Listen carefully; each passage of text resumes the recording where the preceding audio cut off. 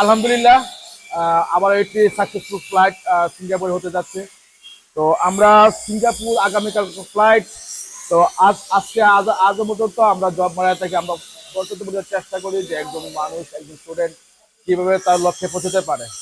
তো আগামীকালকে ওনার ফ্লাইট, তো সবাই ওনার জন্য দোয়া করবেন।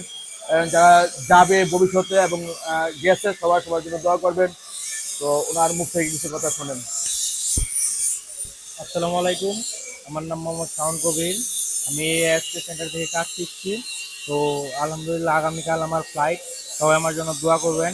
আর কাজ থেকে সবাই বিদেশ যাওয়ার চেষ্টা করবেন, যাতে ভবিষ্যতে ভালো কিছু করতে পারেন। এটাই। তো আমরা চাই যেন যে স্বপ্ন নিয়ে সবাই বিদেশ যাওয়ার ইচ্ছা ছিল, সবাই এই স্বপ্নগুলি যেন সফল হয়। তো একজন মানুষ সফল হলেই একটা সেন্টারের সুনাম।